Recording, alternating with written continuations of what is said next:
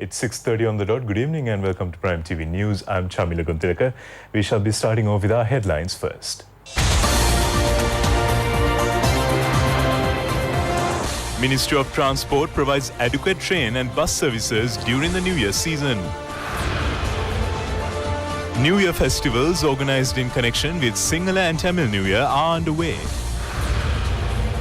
Sri Lanka's first floating resort hotel is under construction in Negombo. Tourists get opportunity to view the new rose garden at Haggala Botanical Gardens in Nuwara. Sudan Defense Minister steps down as head of Transitional Military Council.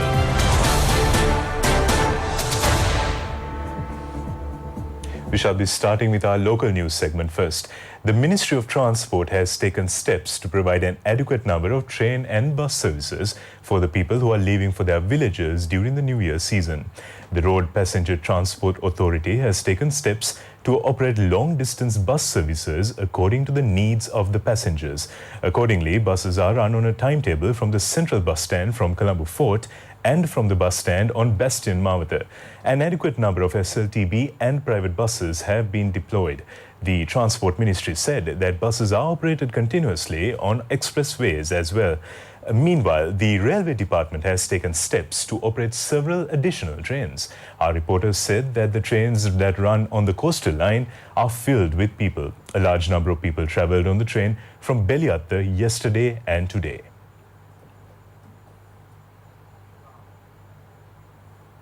New Year festivals organised in connection with Sinhala and Tamil New Year are being held at present. The New Year festival organised by Sri Lankan Airlines was held at the Katunayaka International Airport. A group of people, including foreign nationals, were present at the festival, organised under the patronage of the managing director of the company, Susantha Katugampola. The New Year celebrations, organised on behalf of the youth who are engaged in removing landmines in the north and their families, took place at Paranthan Central Grounds in Kilnoche. Consultants of the Dash organisation and Brigadier Hiran Halangoda handed over the gifts to the participants of the ceremony. The New Year festival, organised by the Orugodavatta Motor Vehicle Engineering Institute under the National Apprentice Authority, was held at its premises. It was held under the patronage of the principal and director of the institute, Deepthi Kumari. The festival included many traditional games. Making a new change in the hotel industry, Sri Lanka's first floating resort hotel is under construction in Negombo. A land used for the clay industry has been used for the hotel, according to the guidelines of the Geological Survey and Mines Bureau. A local entrepreneur, Callum Pereira, has made an investment of 500 million rupees for the constructions.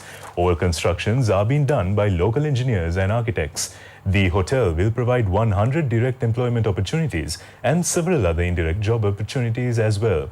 The hotel will be operated as a tourist hotel in harmony with the village. The hotel consists of 50 rooms, a floating swimming pool and an underwater spa.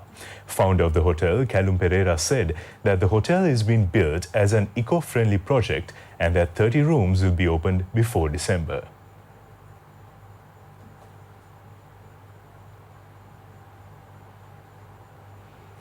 Tourists have been given opportunities to view the new rose garden at Nuwara Haggala Botanical Gardens.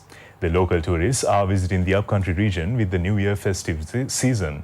The Haggala Botanical Gardens is one of the most beautiful places in the country.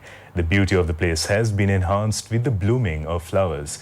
Caretaker of the garden, Donil Kularatna, said that bringing plastic and polythene into the Haggala Botanical Gardens has been completely banned.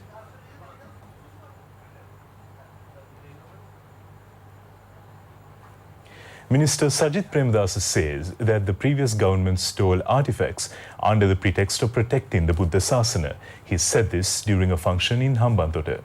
The laying of foundation stones for the Archaeological Museum and Bookshop and ticketing counter at Ambalantota Manavulpura Ramba Temple took place under the patronage of Minister Sajith Premadasa. The Central Cultural Fund provides financial assistance for the constructions. More than 9 million rupees will be spent to construct the buildings. A group of people, including State Minister Dilip Vedarachi, were present on the occasion.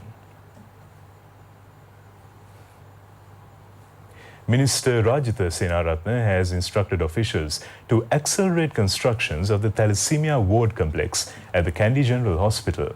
The Thalassemia Ward Complex at the Kandy General Hospital will consist of an 8-story building. It is scheduled to be opened within the next 2 months. Surgeries to transplant bone marrows for thalassemia patients will commence after opening the ward complex. 1,700 million rupees will be spent on the building complex. The Health Ministry said that there are about 3,000 thalassemia patients in the country. 14 centers have been set up island-wide to treat them.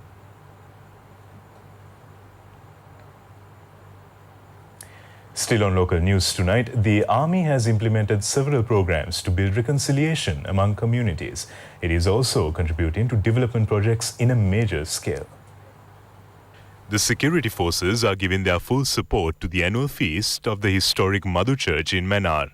Army Commander Lieutenant General Mahesh Senanayake placed a statue of God in the new shrine built at the church. A program to plant 45,000 saplings at the Madhu Church premises took place to coincide with the event. A special prayer service was held blessing the country with the participation of a large number of people. Meanwhile, the Army is implementing several welfare programs for the resettled people in the north as well as low-income families.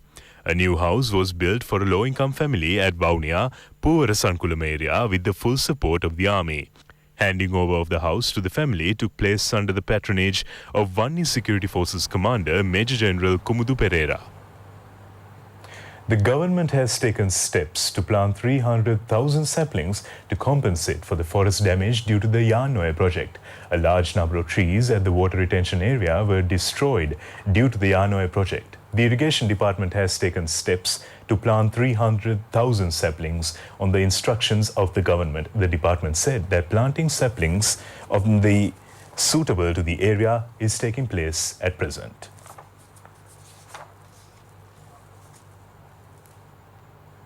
Many programs have been held island-wide in connection with the Sinhala and Tamil New Year.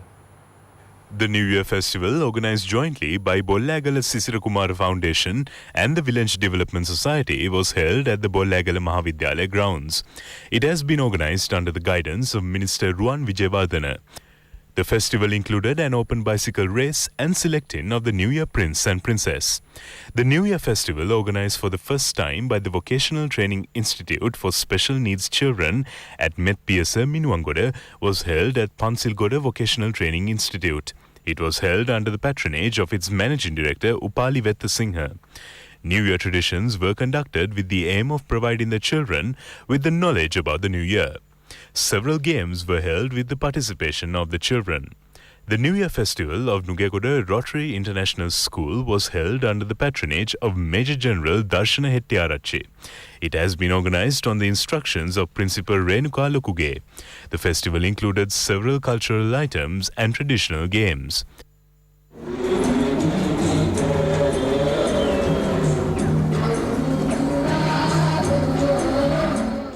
The Air Force New Year Fair, organized by the Directorate of Sri Lanka Air Force Welfare Unit, was held at the Air Force Rifle Green Grounds in Colombo under the patronage of Air Force Commander Kapila Jayampathy.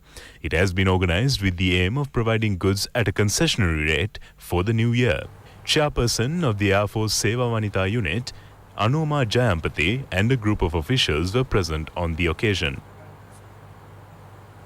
The Dhanasavya loan scheme is successfully being implemented at present with the aim of encouraging women to take into self-employment. The program is implemented by the Ministry of Samurdhi. Loans are given on concessionary terms for self-employment for Samurdhi recipients.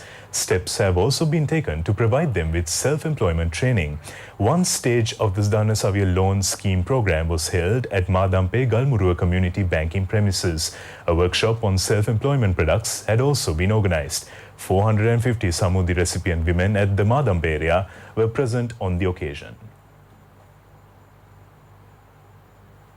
A cleaning program has been implemented in Goal, Hirimbura area following protests yesterday against a dengue mosquito breeding place. Cleaning programs have been conducted jointly by the Army, Police, Goal Municipal Council and people in the area.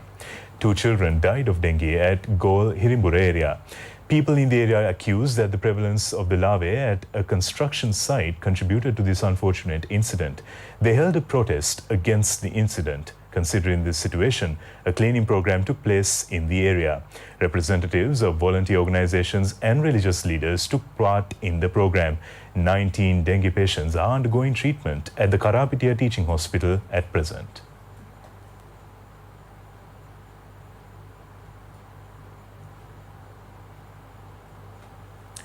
Four Sri Lankans have been arrested in London on suspicion of their links with a proscribed organization.